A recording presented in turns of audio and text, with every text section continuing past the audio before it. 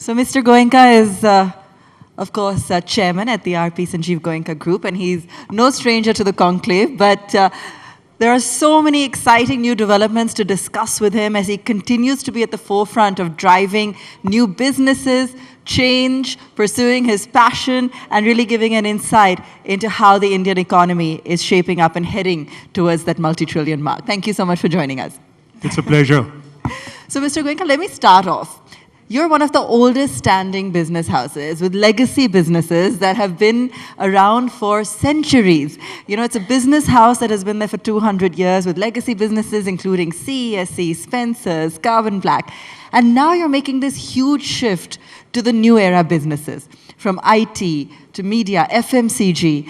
What's driving this change from what you yourself have earlier referred to as government interventionist industries to non-government intervention-led industry? Well, frankly, legacy gives you a sense of values. It gives you a certain kind of convention. But all these values and conventions have to be used to move forward and not to bind you down. So we took a conscious decision a few years ago to move from government intervention-intensive businesses to new age businesses. And we started this journey with getting into BPO and IT-enabled services, then into FMCG, Ayurveda, and sports. So it's a totally different genre compared to what we did in the past. And we are now looking at chemicals in a very big way. So it's completely reprofiling the portfolio that we've had. Absolutely. And whether it be in the new age businesses or even in the kind of experience you've had, let's take a look at a shorter time span of the last 10 years. How would you say the economic landscape has changed? Where you're seeing a more conducive scenario for entrepreneurs, or is it a more challenging scenario for entrepreneurs? You know, I must say this, and I say this in all sincerity. The government led by Narendra Modi has made it possible for entrepreneurs, for industry, to think big, to work without any challenges. The ease of doing business is fantastic. The sheer vision, the scale of the repositioning, of reimagining that the Prime Minister and the Home Minister bring to the table is unparalleled. And I think it gives us that inspiration, it gives each one of us in industry that inspiration to not only move ahead, but to reset our scale and to look at the world as a market and to try and see how one can get into global leadership, if not at least globally competitive positions. Global is the word, and we'll of course get to hear from both those big voices setting the agenda for the Indian economy here at the conclave itself. But talking about scale, and I want to get further into FMCG on account of that, in your vision of scale, because when you first chose to enter this particular industry, there were a lot of questions from market analysts wondering why an industry like FMCG, which is already crowded, where the margins are thin, why would an industry house like yours choose to enter this segment? It was something that was actually recommended by McKinsey. Okay. And so it was not based on whims and fancies. European guilt-free snacking didn't exist in India. And so to that extent, it was a pioneering effort. But I must confess that it's been a difficult journey. And it's not exactly the easiest journey. We've now, from guilt-free snacking, we've got into Indian ethnic snacks, to personal care, and you will see a few more products. And it's an extension of this which takes us to Ayurveda. And we are now looking at Ayurveda in a new age version, in a modern version, in an easy to consume version, in a form, in a format that the world understands and relates to. Mr. Goenka, I don't think anything you do is at a whim. You've always been an entrepreneur that's talked about the sustainability of business, looked at cash flow, valuation, not been one for debt, and that's always held you in good stead. Tell us, what would be your advice to entrepreneurs of today who are chasing these high valuations, who are in a completely different game as they explore opportunities? Well, they are so much more successful. So I think I should be taking advice from them, not the other way around. Okay, that was a good dodge. It will circle back to that. But okay, an entrepreneur out there that you perhaps admire, old economy, new economy, someone whose acumen or achievement you have found has been, something that you look up to and you would also like to follow. Any entrepreneur that comes to mind? Mukesh Ambani. All right, Mukesh Ambani, and why? Yeah, I mean, I know, but I want to hear it from you. So many reasons. But his skill in execution, his vision of scale, his vision of perfection, his compassion, his ability to reach out to people. I can go on and on. And I don't think too many people from India can even dare to think like him. But even if we get to a fraction, we would have done very well. The one area there you did take a risk, and I know sports is a passion, but when you bought the IPL team just a couple of years ago, the Lucknow one, there was a lot of furor around the valuation, what you paid for it, and I think in the last series they came third. So I'm wondering, a year or so later, where we're at in terms of how you're assessing that investment. I didn't think it was a risk. I was fairly convinced, and I remember Rahul grilling me for 20 minutes on a show on the valuations and why I bid what I did. I think subsequent events have just validated to the rest of the world my numbers.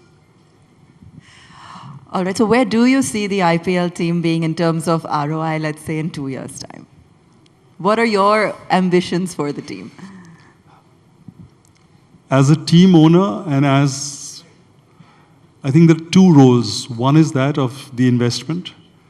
And I think we already stand at a significant premium to the amount I had bid for. And just a few days ago, there was this fairly large American fund who expressed a fairly strong degree of interest at attractive valuations. Not that we are sellers, not that we will sell, not that we can sell. But having said so, it just sort of validates that it's worth much more than what we bid. One. Two, in any sport, you want to win. And so I've heard lots of people say getting off to the playoffs in the first year was a great achievement. I don't think so. I think in any year, you can't win every year. But the aim has to be to get an aim for the cup each year. And I think the tournament begins 2 weeks from now, and it's going to be our focus to look at the cup. Okay. All the best with that. Talking about risks, though, any risk that comes to your mind that you've taken that's either worked or hasn't worked, but one that you could share a learning from for the audience here? So several years ago, and it was when I was beginning my career, almost beginning my career, I was a young kid, and I bought into this power company in Calcutta. 12 to 14 hours of power cuts. I really had no clue what I was getting into. It was needing an investment of about 10, 11 crores. I knew my father would say no, so I went to my mother. And mothers being mothers and sympathetic and thinking more from the heart than the mind, she convinced my father. And when I went in, my first day in that office, in that building, when I was entering, there were a few thousand workers outside, and they had a funeral pyre.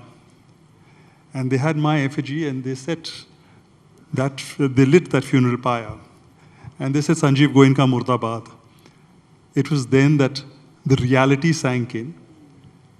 It was a huge risk, 12 to 14 hours of power cuts every day. And if you couldn't lick that, you'd been booted out of the city. That's a risk which worked out and which has paid off handsomely. There are several others which haven't, but I'd rather not think about them. Always look on the bright side. Okay, let's talk about football. That's been a passion for you. How did you get into football? Because versus cricket, there's actually a deeper connection there. And this is something that you've been pursuing for even longer. So I knew nothing about football and this league. And one of my friends who's sitting right here came to me and said, there is this proposal and would we like to partner? And I frankly thought that because it's this gentleman and I hold him in very high esteem, I said yes. But then it became a passion. And I think over the last few years, we've been in the league, in the ISL for 10 years. Out of 10 years, we've got to the playoffs 8 times. Tomorrow is our 5th final. We have won 3 titles. Hopefully tomorrow will be the 4th.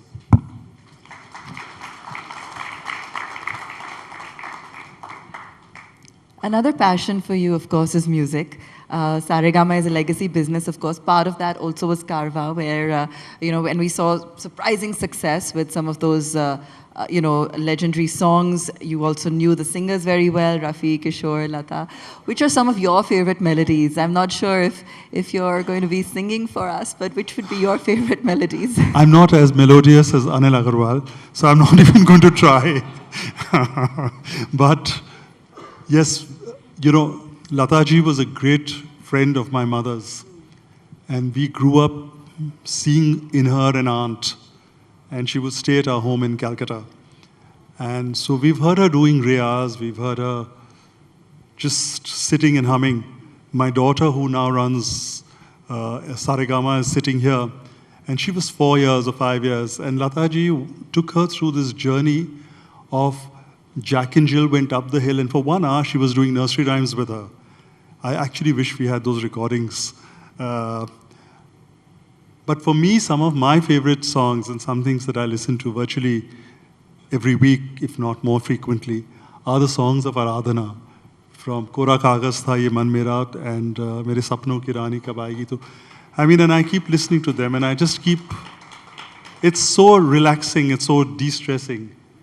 And Kishore, Lata, I think the duets are absolutely fantastic. Nostalgia.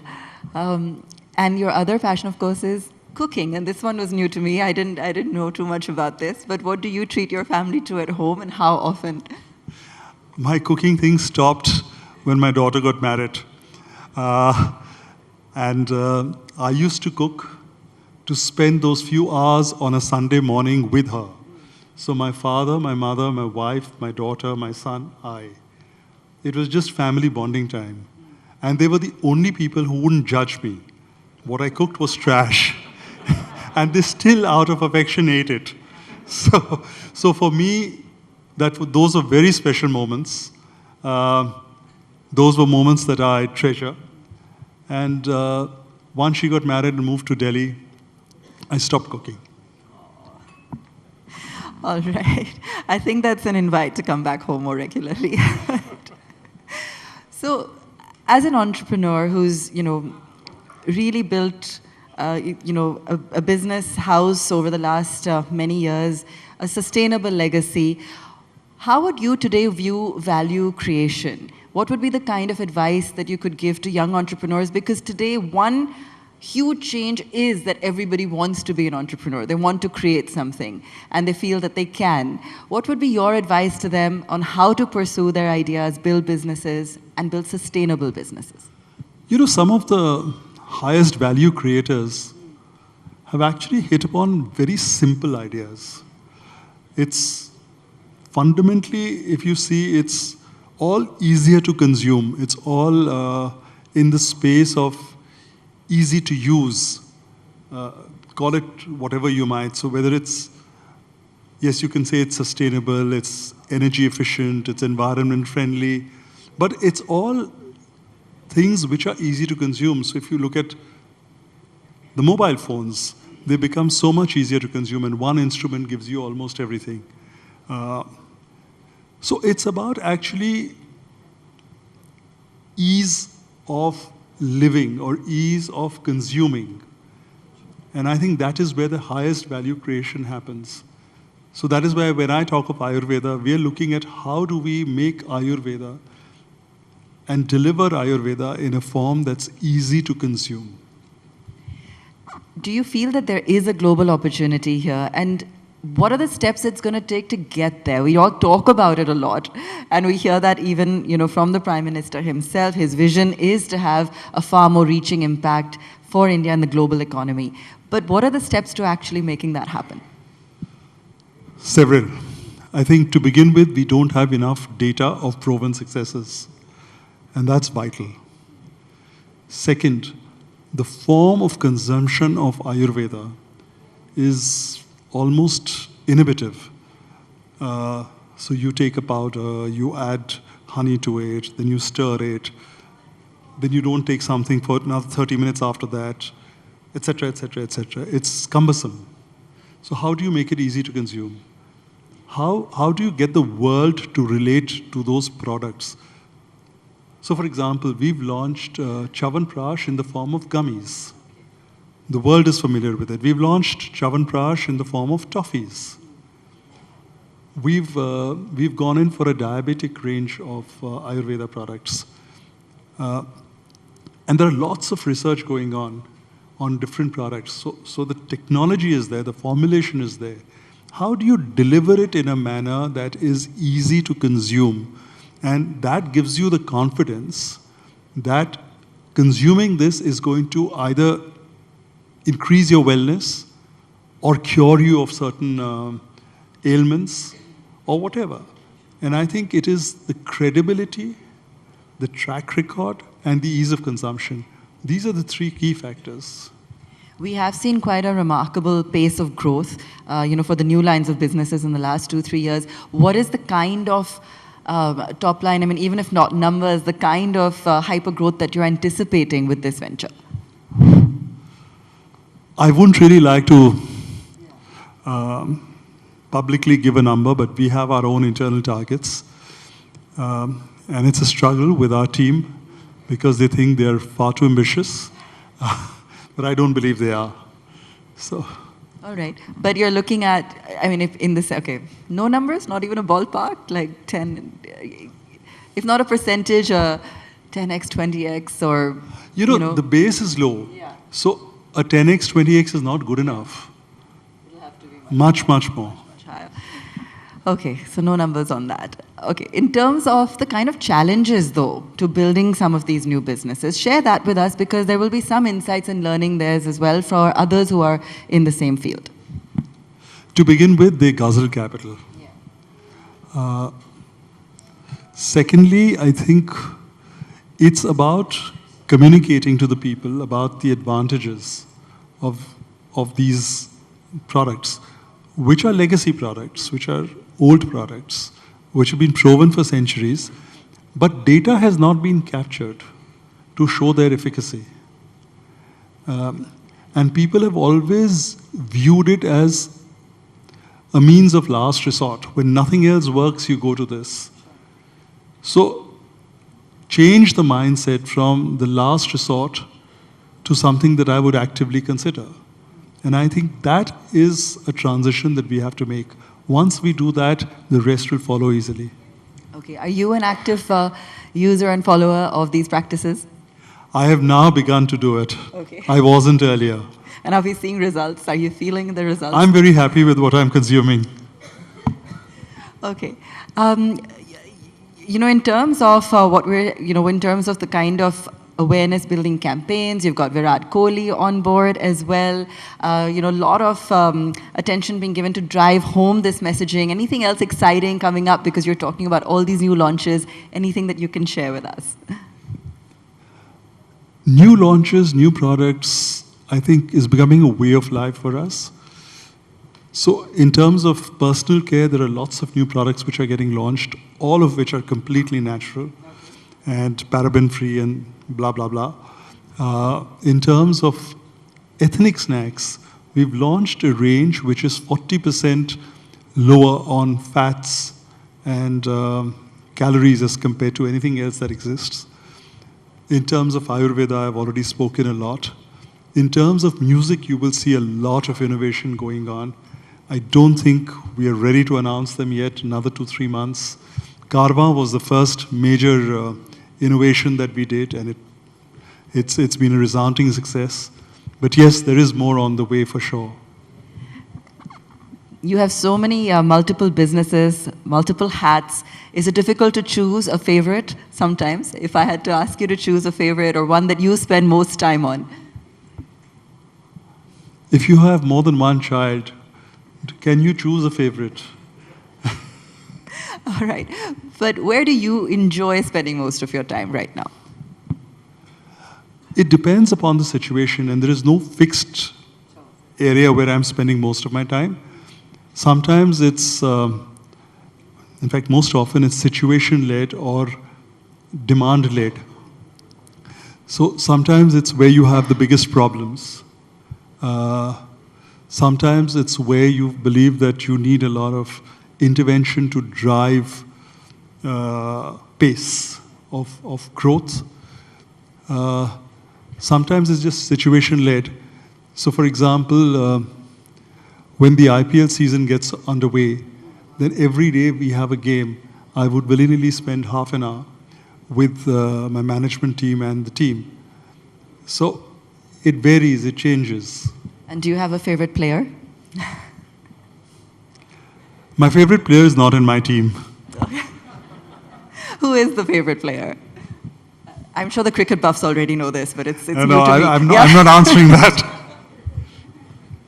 All right, so IPL, football, all of this, of course, is going to be a super exciting season over the next few weeks and how that rolls out. We're also looking forward to hearing the Prime Minister as well as the Home Minister here at the conclave. And I must ask you, just in terms of where you see India on the global map over the next few years, its dominance, its influence, and as a robust economy, particularly at a time when we're seeing so much uncertainty around the globe. It fills my heart with pride to see when the world around us is crumbling, India is actually standing up and doing well. Few years ago, when you went outside, nobody gave an Indian too much respect. Today, when you go and you say, I'm from India, you are given respect. So I think Modi ji has taught the world to respect India. So I think that's a huge achievement, which maybe 65 years or 68 years of independence prior to Modi ji did not succeed in doing. Second is, India is becoming a true world manufacturing hub. 3, India is becoming the world's talent hub. 4, I think they are very clearly working towards building infrastructure, which makes India a wonderful place to live in, work in. They're easing rules, simplifying them, and making the ease of doing business even greater. So all in all, I think what this government has done and what they've provided us is a phenomenal opportunity. It's for each one of us to not only commend them, but to take advantage, to go ahead and implement this vision, to actually make sure that corporate India comes forward, puts its best foot forward, invests, and delivers. Absolutely. Invest, whether it be CapEx, whether it be, in new businesses, entrepreneurs, and coming back to that, if you are looking at a next generation of entrepreneurs, Mr. Goenka, would it be an individual, a profile, an industry? Would you stay away from tech? How would you look at investing in the next generation? So we've started a venture capital fund. It's a small one at this point in time. And we started with investments in FMCG companies, and not startups, but second phase startups. We made some 9 or 10 investments. And from the time we invested first to now, all the companies that we invested in are trading at about 4 to 5x the values that we sort of invested in. It's a very strong professional team which is handling this.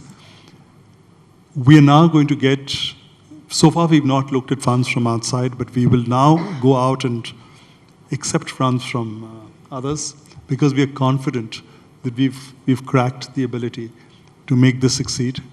We will also be launching a green energy venture capital fund. So that is going to be our next venture. We haven't spoken about it, so this is actually the first time we're talking about it. And we will be launching this in the next couple of months, actually. That's very exciting. Are you going to give me the size of the fund? Some numbers. I think I've given you, this is the first time I'm making this announcement, so that's with you. But this is something that my son is handling, so he will announce the greater details. But I think we're still about 2 months away. Okay, super exciting green energy venture capital fund being announced by the RP Sanjiv Goenka Group, and waiting for further announcements for that. You heard it first right here at the India Today Conclave. And with that, a big round of applause for Mr. Goenka. Thank you so much for sharing details across your businesses, sports, and varied other developments. It was fantastic speaking to you. It's been a privilege, and huge thanks to Arun and Kali and Rekha. It's an honor being here always. Thank you.